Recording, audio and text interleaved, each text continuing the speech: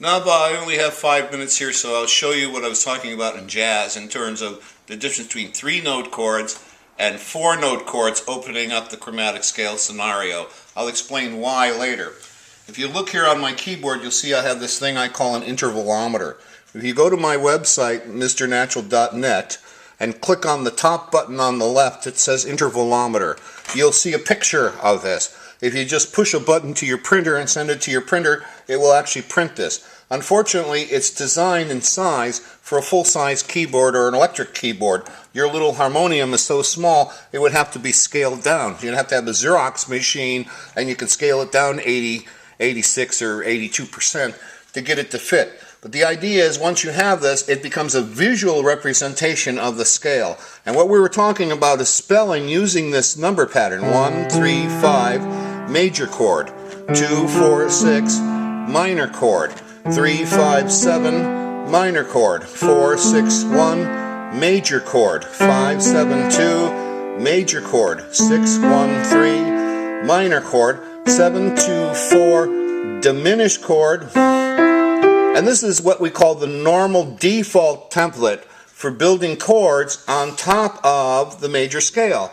This would be true no matter where I move the slider. So if I move the slider over here to E, which has 4 sharps now, it's still 1, 3, 5 is major, 2, 4, 6 would be minor, 3, 5, 7 would be naturally minor, 4, 6, 1 would be naturally major, 5, 7, 2 major, 6, 1, 3 minor, 7, 2, 4 diminished,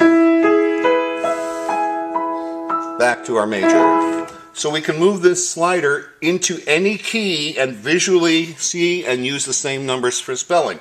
Now what I was saying, I'll put it in C here, is when you are creating chords using a 1, 4, 5 chord progression, what happens is you're using this normal default template, and these are called primary chords. And these primary chords create the primary notes for the diatonic scale. Here's a 1, a 3, a 5. Here is a 4, a 6, a 1. A 5, a 7, and 2 spell 1. 5 chord is a 2. 3 chord is a 1. 4 chord is a 4. 5 would be a 5 or a 1. 6 would be a 4 chord. 7 harmonizes with a 5 chord, and then back to the 1. So 1, 2, 3, 4, 5, 6, 7, 1 are all the numbers found in 1, 4, and 5. Now an interesting thing is if I hold this 3-note chord, I can go here. I can go here.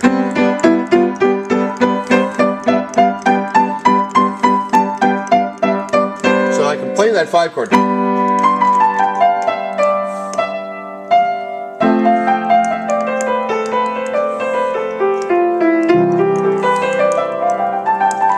I can play anything I want here.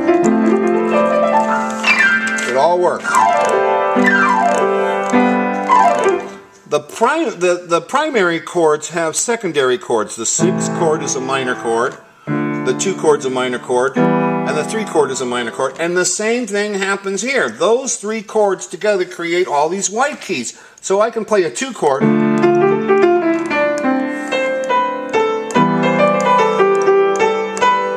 A 6 chord. All these notes work. In other words, I can move from any one chord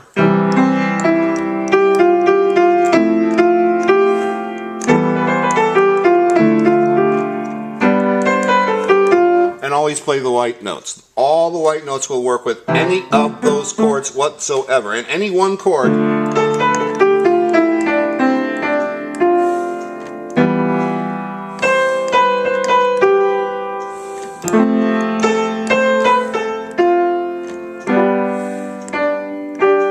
etc., etc.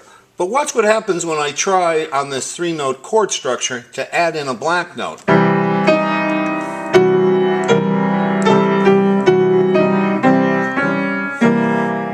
See, it sounds harsh. This is the tension between the black notes and the white notes with 3-note chords.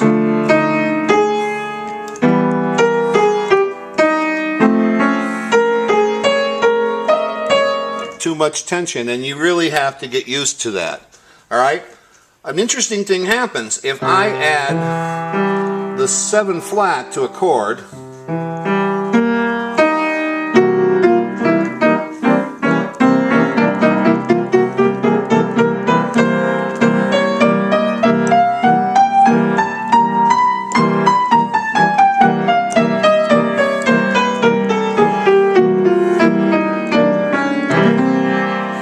I go over here to the 4 chord and add in that flat 7,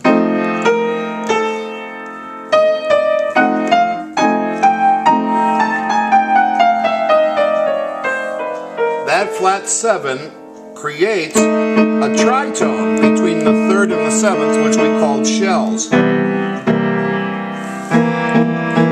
And that tritone has so much tension that is opening up and making all the chromatic notes which used to reek before sound perfectly normal. I go over here to a 4 and add in that 7.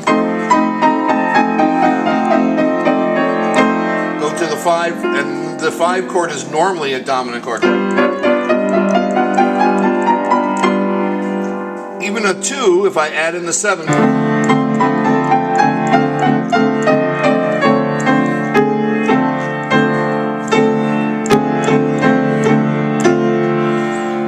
Gershwin, right? Add in the 3, add in the 7, 4.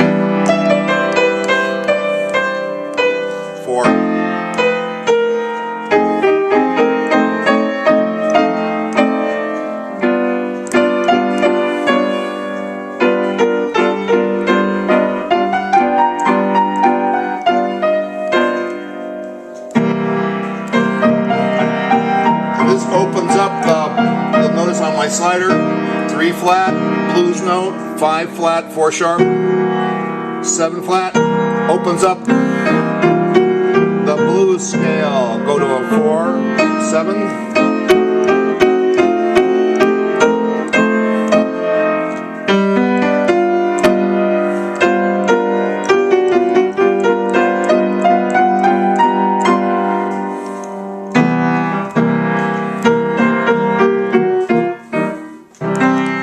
As soon as I get rid of that 7th, it resolves. So 3 note chords, stuck here, tension. Add in the 7th,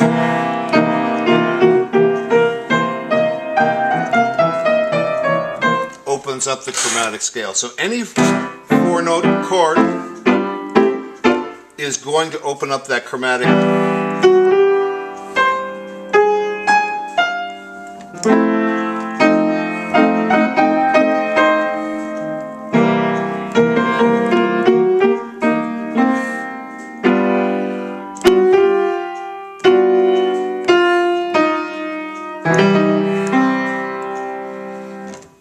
Got it? For now, that's I'll have to leave it at that because I've got some students coming.